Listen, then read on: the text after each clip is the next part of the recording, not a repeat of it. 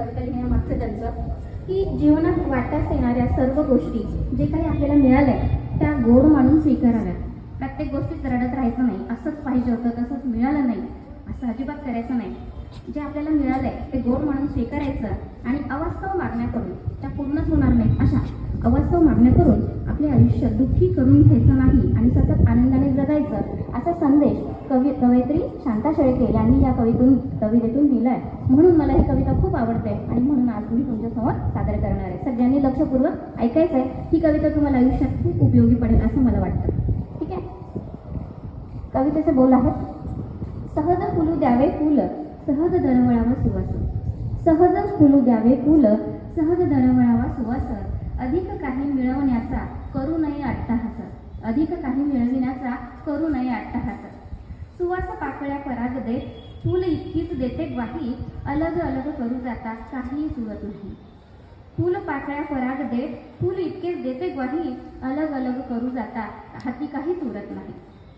दोन पावलांपुरते जग दोन पावलांपुरते जग तेच अखेर असते खरे, हिरवीगार हिरवळ तीच त्याच्या पुढे काय उरे. पुढे असते वाळवंट फक्त करडे रेतात आणि भयाण निर्वाळ पोकळीत वरते अशा गुदमरून जातात प्राण. फूल खरे असेल तर सुवास तोही आहे खरा, फूल खरे असेल तर सुवास तोही आहे खरा, वाळू इतकाच खरा आहे वाळू मधला खोल झरा. थेंबामध्ये समुद्राची जर पट्टे सहज खून, थेंबामध्ये समुद्राची जर पट्टे सहज खून, सुंदराचा धागा धागा कशासाठी घ्यावा उकळून. मुखवटाही असेल असो, जीवन जगताना मुखवटा धारण करावा लागतो, दुःख लपवून राहावं लागतं. मुखवटाही असेल असो मागील काहीच नाही दिसू, मागचं दुःख दिसलंच नाही पाहिजे. आणि साधे शब्द पुरेत तेच, साधे शब्द पुरेत तेच, एक साधे सोपे हसू, एक साधे सोपे हसू. चेहऱ्यावर नेहमी एक साधं सोपं सरळ हसू ठेवायचं. आयुष्यात येणाऱ्या सगळ्या गोष्टींचा आनंदाने स्वीकार करायचा आणि छानपैकी आयुष्य जगायचं असं या कवितेतून शांता शेळके यांनी सांगितलंय. मला असं वाटतं कविता नक्कीच आवडली असेल. धन्यवाद. Named Sanders, and he was a dropped out of the 7th standard. Actually, due to his financial crisis, he tried so many jobs. You can say it was not the private jobs but very low labor types jobs. He tried a lot, but he never get succeed. So at the age of 40, he decided to sell a chicken. And after selling the chicken, he tried to sell his recipe so many times, and he got rejected 1009 times. You won't believe that person got rejected 1009 times, and he was not able to sell his recipe. And the name of the person he knew, and his recipe was known as KFC, that is Kentucky Fried Chicken.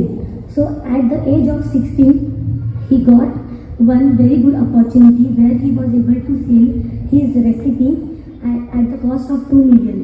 But his condition was that I will like to sell my recipe, but you have to put my pictures on the logos. So you won't believe that if any person got failed 1009 times, then also he was trying very hard. And at the age of 60, he was getting the success, and mostly he got popularity after his death. So we, 1 or 2 times when we got failures or we faced failures, we just stopped trying. We don't want to try. We can't expect of the good things that will happen with us. So you can take the message or moral of the story that you should try hard. Whether it's how many times you are getting failure, it doesn't matter. The success matter at last. And that person got success after the age of 60 when the people got retired at that time. So we should try very hard, and we should take this message that we need to improve our marks again and again in our classes. So best of luck to all of you. Thank you.